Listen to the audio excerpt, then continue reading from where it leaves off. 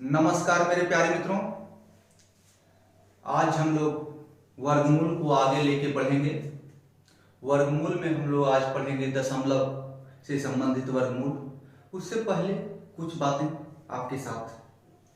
देखिए, बिहार में पहले मैट्रिक यानी कि 10th टॉपर्स घोटाला हुआ करता था। अब जो है सीरियल टॉप रैंक 1 कोचिंग घोटाला चालू हो गया है। टॉप रैंक यानी रैंक 1 पे जो हैं कैंडिडेट, उनको सभी कोचिंग वाले खुद के बताने पर तुले हुए हैं, एक दूसरे पे ब्लेम कर रहे हैं, 10 लाख 15 लाख के आरोप लगाए जा रहे हैं। सबसे बड़ी बात ये है कि ये एक चैनल बन गया है। हमेशा हर एक रिजल्ट के बाद कुछ न कुछ विवाद एक कोचिंग दूसरे कोचिंग के लिए करते रहते हैं। शॉर्ट्स वीडियो डालते रहते हैं, सामने वाले को कुछ गलत कहते हैं, कभी वो उसको गलत कहता है। विवादों के पीछे विद्यार्थियों का ध्यान ज्यादा आकर्षित होता है। अरे भाई, उस सर ने वो कहा, उस सर ने वो कहा, और उनका जो शॉर्ट्स वीडियो जो है वो लाखों के व्यूज में चले जाते हैं और इस कैंडिडेट्स के टाइम बर्बाद होते हैं। इस पर गॉसिप्स भी होते हैं। अगर आप झगड़े और विवाद खोजते रहिएगा तो तैयारी कभी नहीं होगा।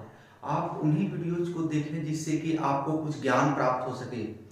एक्स्ट्रा वीडियोज को आप कतई नहीं देखें, नजरअंदाज करें। एवं उन शिक्षकों से भी आग्रह है कि कैंडिडेट्स के प्रिपरेशन और कैसे अच्छे हो सके उसके लिए तैयारी करें, उसके लिए वीडियो डालें, मोटिवेशन करें, मोटिवेट करें, ना कि अपने आपस में विवाद करके फंसे रहें। और कैंडिडेट से भी आग्रह है, मित्रों से भी आग्रह है, विद्यार्थियों से भी आग्रह है कि आप वैसे विवादों पर ध्यान नहीं दें, अपने तैयारी पर फोकस करें। जहां भी तैयारी कर रहे हो वहां पर अपने मेहनत को रंग लाने की प्रयास में रहें, ताकि आप एग्जाम में अच्छे रिजल्ट दे सकें। टीचर से ज्यादा डिपेंड रिजल्ट के लिए आप खुद होते हैं, आप खुद जिम्मेदार होते हैं। टीचर्स तो बता देते हैं, लेकिन जब तक आप खुद मेहनत नहीं कीजिएगा अच्छी तरह से, तब तक सफलता प्राप्त होना असंभव है। सफलता के लिए मूल मंत्र है अभ्यास, स्वयं द्वारा किया गया अभ्यास। चलिए, ज्यादा नहीं पढ़ाते हैं, आगे हम लोग चलते हैं। देखिए, एक चीज और करना चाहेंगे। पिछले दिनों हमने स्क्वायर चैप्टर को कंप्लीट किया, वर्ग को कंप्लीट किया। अभी हम लोग वर्गमूल की ओर आगे बढ़े हुए हैं, वो भी कंप्लीशन पे है। तो उस समय वर्ग में हमने आपको दशमलव से संबंधित वर्ग को हल करने के लिए नहीं बताया था। क्योंकि मैं आपको दशमलव के वर्ग और वर्गमूल एक ही जगह आमने सामने रख के बताना चाहता था, ताकि आपको और अच्छी तरह से उसे वह समझ में आ सके कि ऐसा क्यों हुआ और ऐसा क्यों हुआ। चलिए आइए देखते हैं। हम लोग 2 पॉइंट्स हैं जिसको आपको ध्यान में रखना बहुत जरूरी है। चलिए, पहला पॉइंट है, किसी संख्या का वर्ग निकालने के उपरांत जो परिणाम आता है उसमें दशमलव के बाद के अंकों की संख्या दुगुनी हो जाती है, दुगुनी होगी। ठीक है। दूसरा पॉइंट क्या है, किसी संख्या का वर्गमूल निकालने के उपरांत जो परिणाम आता है उसमें दशमलव के बाद अंकों की संख्या आधी हो जाती है। चलिए, तीसरा पॉइंट है, किसी संख्या का पूर्ण वर्गमूल तभी हो सकता है जब दशमलव के बाद अंकों की संख्या सम स्थानों में हो। चलिए, इसको हम समझाते हैं एग्जांपल्स के द्वारा बारी बारी से। आइए, तो पहला पॉइंट था हमारा, किसी संख्या का वर्ग जब हम निकालेंगे, दशमलव वाला संख्या जो होगा उसका हम वर्ग निकालेंगे, तो जो परिणाम आएगा उसमें दशमलव की संख्या दशमलव के बाद अंकों की संख्या दोगुनी हो जाएगी। चलिए हम साबित करते हैं, कैसे जानते हैं, आपको बताते हैं। सबसे पहले जब दशमलव की संख्या का वर्ग निकाल रहे हो, तो अगर यहाँ दशमलव के पहले कोई संख्या नहीं हो तो दशमलव के भूल जाना है। ऐसे भी दशमलव को भूल जाना है अगर कोई संख्या हो तब भी। उसके बाद उस संख्या का वर्ग निकाल लीजिए सीधा। तो दशमलव को भूल गए तो 5 का स्क्वायर 25। ठीक है।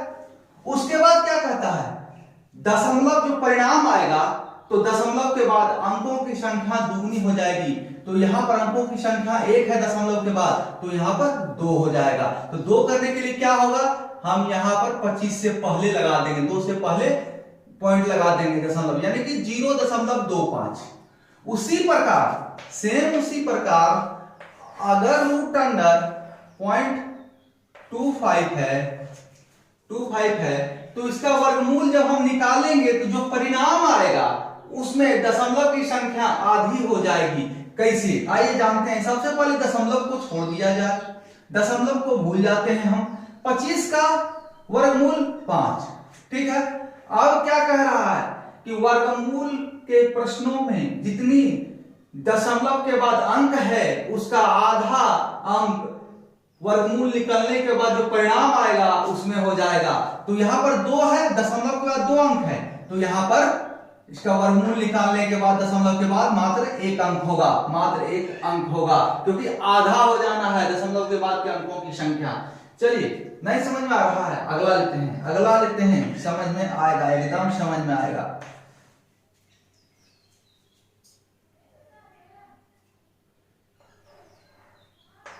सिक्सटी फोर का स्क्वायर हमको वर्गमूल निकालना है। क्या हो गया, 8 हो गया, ठीक है। अब 8 का स्क्वायर करना है 64, कहीं कोई कंफ्यूजन नहीं होना चाहिए, नहीं है, ठीक है। अब देखिए, हम इसी 64 को अगर हम ऐसा लिख दें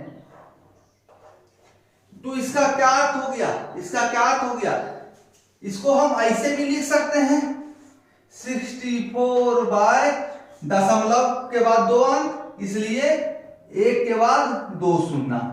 ये तो आप बचपन से जानते होंगे, दशमलव से हटाने के बाद भागा में दशमलव के बाद जितना अंक है उतना 1 पर शून्य, ठीक है। तो 1 पर 2 शून्य, 2 अंक है। अब देखिए, इस 64 का वर्गमूल क्या हुआ, ये 8 हो गया, 8, 64 का वर्गमूल 8, ठीक है। उसके बाद इस 100 का वर्गमूल क्या हो जाएगा, 100 का वर्गमूल 10।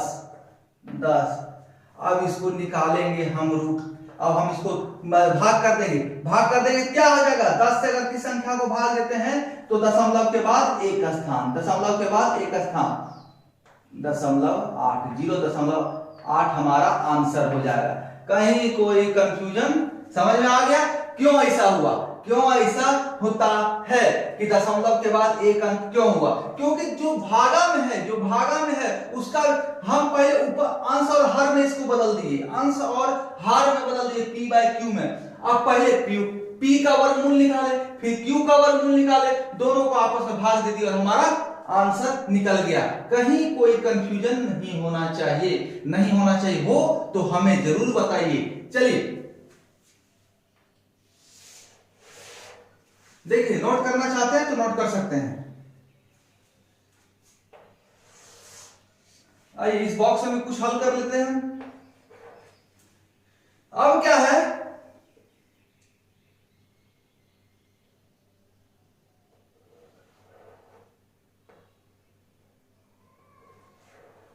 .08 का स्क्वायर, 0.08 का स्क्वायर क्या होगा, तो इसमें दशमलव को हमें भूल जाना है, दशमलव को हर हाल में भूल जाना है।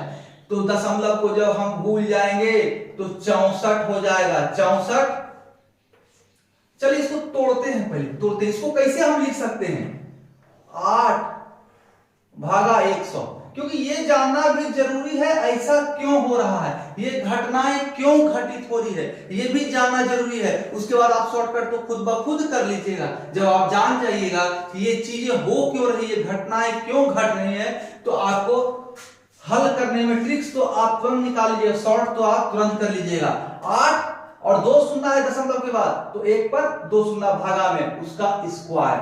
आप देखिए 8 का स्क्वायर 64, 8 का स्क्वायर 64 और 100 का स्क्वायर करेंगे तो शून्य डबल हो जाएगा, ठीक है। 10,000 हो गया, 100 का स्क्वायर 10,000 हो गया। आप देखिए क्या है, कितना शून्य है, 4 शून्य, तो दशमलव के बाद 4 डिजिट, दशमलव के बाद 4 डिजिट, यानी 4 डिजिट 64 से पूरता है नहीं, 2 डिजिट है तो 2 डिजिट और देना पड़ेगा। और दशमलव के बाद खासियत ये है कि दशमलव के बाद जो अंक आता है उसके बाद शून्य देने से कोई फर्क नहीं पड़ता है, उसके पहले देने से फर्क पड़ता है। जैसे 8 पर 0 कर दे 80, बहुत बड़ा फर्क है, लेकिन 8 के पहले 0 लगाते हैं तो कोई फर्क नहीं पड़ता है। पूर्ण संख्या में, भिन्न में नहीं, पूर्ण संख्या में जो पूर्ण हो, कहीं दशमलव नहीं हो, कुछ नहीं हो, पूरा का पूरा संख्या हो, ठीक है। अब देखिए, लेकिन यही देखिए, अगर 0.8 है, इससे पहले लास्ट में लगाते हैं शून्य तो कोई फर्क नहीं पड़ा, 0.8 भी 0.80 हो गया या 80 हो गया उसके। लेकिन अगर 0.08, 0 से पहले 8 लगा दिए तो बहुत बड़ा फर्क हो गया, बहुत बड़ा फर्क हो गया।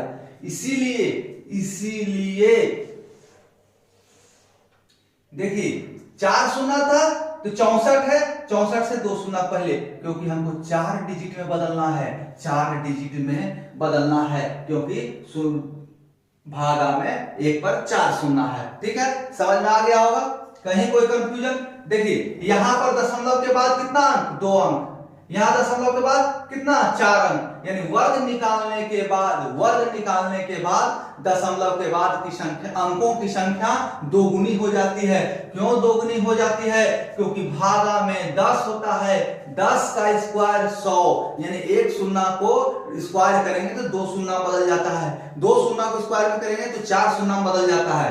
तो वही देखिए, यहां पर 2 शून्य है, दशमलव के बाद 2 अंक, तो 100 और 100 यहां हो गया, 100 का स्क्वायर यानी 4 शून्य, 4 शून्य का मतलब 4 अंक। समझ में आ गया ना? कोई कंफ्यूजन नहीं होना चाहिए। चलिए आगे बढ़ते हैं।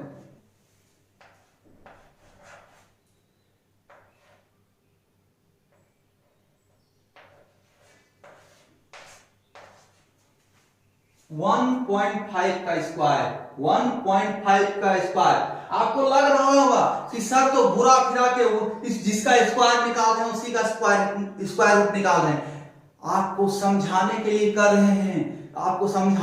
कर रहे हैं, स्क्वायर एंड स्क्वायर रूट एक दूसरे का एंटोनिम है, एक दूसरे का विरोधाभास है। आपको उसके और समझ में आएगा कि दशमलव में जब हम कर रहे हैं इसी संख्या का वर्ग निकाल रहे हैं और उसी वर्ग का वर्गमूल निकाल रहे हैं तो सेम आ रहा है कि नहीं आ रहा है, आपको अच्छा से कंफ्यूजन दूर हो जाए, इसलिए हम ऐसा कर रहे हैं। ठीक है, और दशमलव से संबंधित प्रश्नों में आप सोचिए, बड़ा बड़ा आएगा, कभी बड़ा नहीं आएगा, छोटा ही आएगा, मैक्सिमम 3 डिजिट में, छोटा ज्यादा बड़ा नहीं। और सारा फॉर्मूला जो स्क्वायर्स में लगा था वही लगेगा यहाँ, दशमलव को हमको भूल जाना है, बाद में दशमलव को अप्लाई करेंगे। चलिए, 15 का स्क्वायर क्या हो गया? 15 का स्क्वायर 225, मैंने तो पहले ही कहा है 24 तक कम से कम स्क्वायर याद रखिए। ऐसे तो 100 तक या स्क्वायर, 50 तक पहाड़ा और 50 तक क्यूब आपको याद रखना चाहिए, ताकि आपको और आसानी हो, आप तुरंत झट से आप उसका बोल सकें कि इसका स्क्वायर इतना, इसका क्यूब इतना, इसका पहाड़ा ये। ठीक है, अब नहीं तो हम तो क्यूब भी बताएंगे, क्यूब रूट भी बताएंगे। चलिए, अब क्या है, दशमलव के बाद 1 अंक, तो यहां दशमलव के बाद हमको 2 अंक रखना होगा, यही हमने आपको बताया है। तो 2 अंक के लिए पीछे चलते हैं, 1 2, तो यहां पर 2 अंक रख दिया। अब इसी 225 का हम स्क्वायर रूट निकालते हैं, 2.25। इस दशमलव को आप तत्काल के लिए भूल जाइए, 225 का स्क्वायर, 225 का वर्गमूल, तो क्या होता है 15। अब दशमलव के बाद जितना अंक है उसका आधा हो जाएगा, वर्गमूल निकालने के बाद जो परिणाम आएगा, तो आधा के लिए दशमलव के बाद यहाँ 2 अंक, तो दशमलव के बाद यहाँ 1 अंक, यही हमारा आंसर हो गया। यहाँ देखिए ये आंसर हो गया, यहाँ पर ये आंसर हो गया। वर्ग निकाल रहे हैं तो दशमलव के बाद 2 गुना हो गया, वर्गमूल निकाल रहे हैं दशमलव के बाद आधा हो गया, चलिए अगला देखते हैं।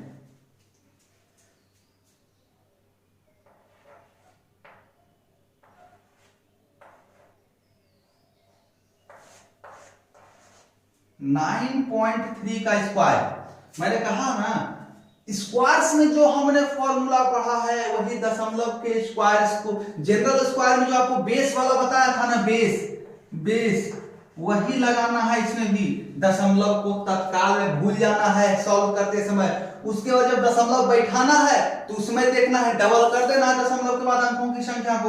तो 93 बेस क्या हो गया हमारा, याद कीजिए 100 के नजदीक है बेस 100, तो कितना कम है, 7 कम है, तो 7 का स्क्वायर 49। ठीक है, 2 डिजिट है, इसे 2 डिजिट हमको एज इट इज ले लेना है। अब कितना है, 100 में से कम है तो इसमें उतना घटा देना है, तो 93 में से 7 घटेगा तो 86 यानी कि 49 हमारा इसका स्क्वायर हो गया, आंसर हो गया 86 अब 86 जब हो गया हमारा तो निकल गया स्क्वायर। अब दशमलव की बारी आती है, तो दशमलव के बाद 1 अंक, तो दशमलव के बाद 2 अंक, तो बाईं ओर से 2 अंक देखना है, तो 1 और 1 2 यानी कि 86.49 हमारा आंसर हो जाएगा। कहीं कंफ्यूजन नहीं होना चाहिए। चलिए इसी का स्क्वायर रूट निकालते हैं। इसी का स्क्वायर रूट 86.49 इसका स्क्वायर रूट निकालेंगे, क्या होगा देखते हैं। क्या है, दशमलव को भूल जाइए, दशमलव को भूल जाना है। अभी ध्यान रखना है कि ये हमारे पास 86 है कि संख्या का स्क्वायर 9, तो 3 और 7 का स्क्वायर, कौन सा संख्या का वर्गमूल इससे कम है या इसके बराबर है, तो 9 का स्क्वायर 81, 10 का 100 तो 9 होगा। अब कितना ऑप्शन हो गया हमारे पास, कुछ लिखना ही नहीं है, 9 है तो 3 और 7 93 और 97, हमको ये डायरेक्ट पता चल रहा है 9 है और इधर 3 या 7 रखा गया है, 93 97। डिसाइड कौन करेगा, इससे अगला संख्या 10, तो हम डायरेक्ट भी कर सकते थे 9 गुना 10 90, फिर भी लीजिए हमने लिख दिया 9 गुना 10 90।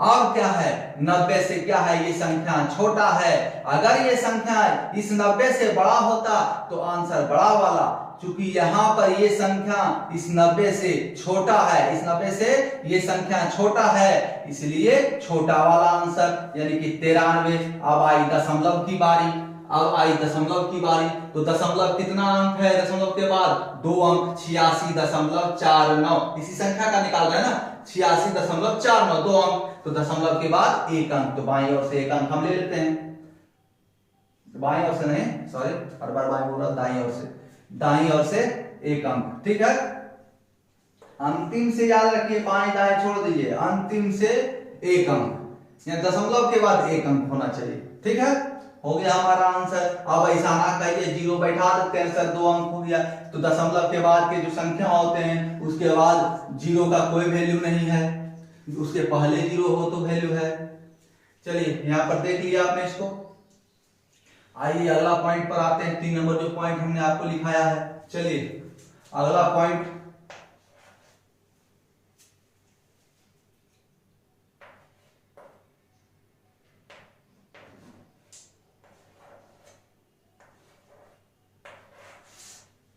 अब देखिए 7.296 का स्क्वायर निकाला जा सकता है या नहीं।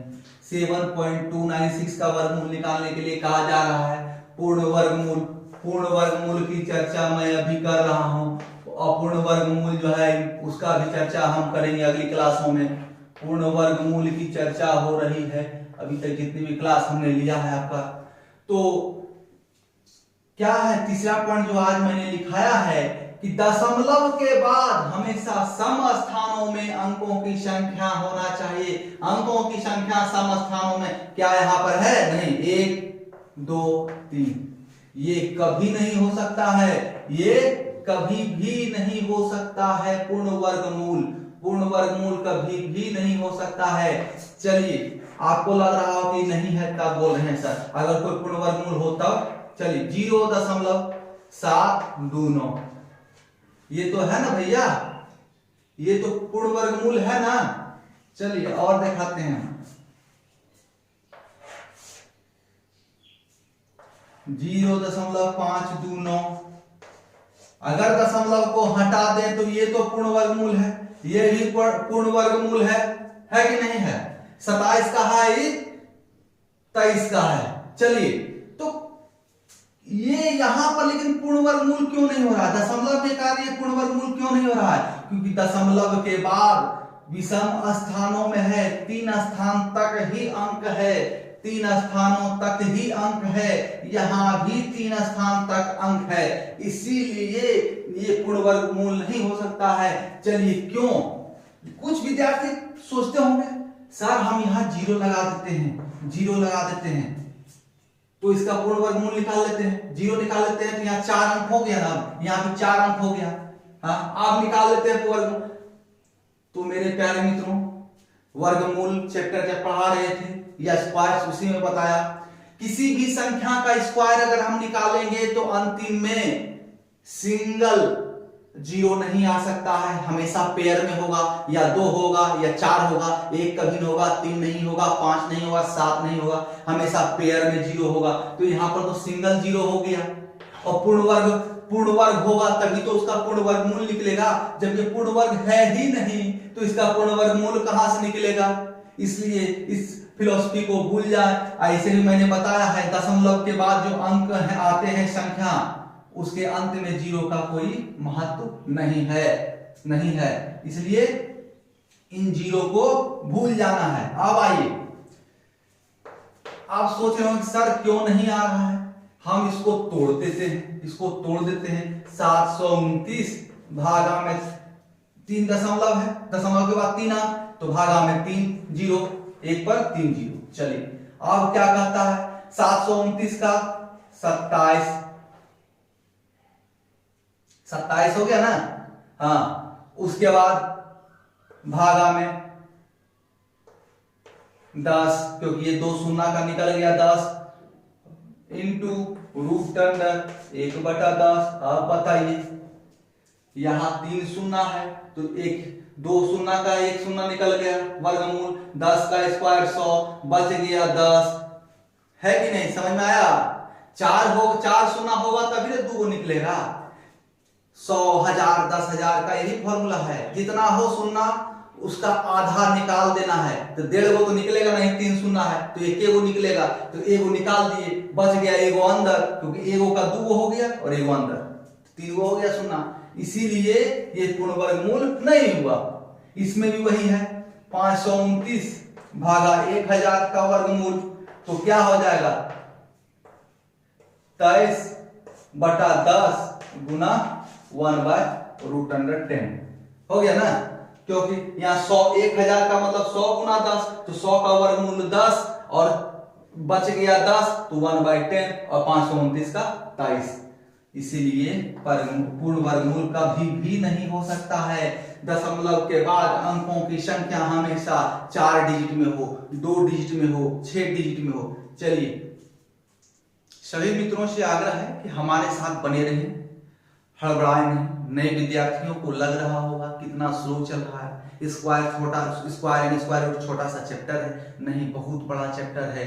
और एक बार में ही आपके सामने अगर भोजन परस दिया जाए 3 टाइम का तो क्या हजम होगा? नहीं, धीरे धीरे सीखना है, हमें कुछ टाइम देना है। टाइम देने के बाद क्या है, दिमाग में अच्छा से बस जाएगा, और बस जाएगा तो आप उसको कभी नहीं भूलिएगा। इसलिए ऐसा नहीं सोचना है कि बहुत स्लो चल रहे हैं, बहुत कम बता रहे हैं। अभी बहुत कुछ पढ़ना है वर्गमूल में बहुत कुछ वर्गमूल में आपको और बताएंगे, ताकि आपको प्रश्न में किसी भी प्रकार के वर्गमूल से संबंधित हो आपको कठिनाई ना हो। आप हमारे साथ बने रहें। आप सबों का धन्यवाद। लाइक करें, शेयर करें और सब्सक्राइब आपने कर लिया होगा।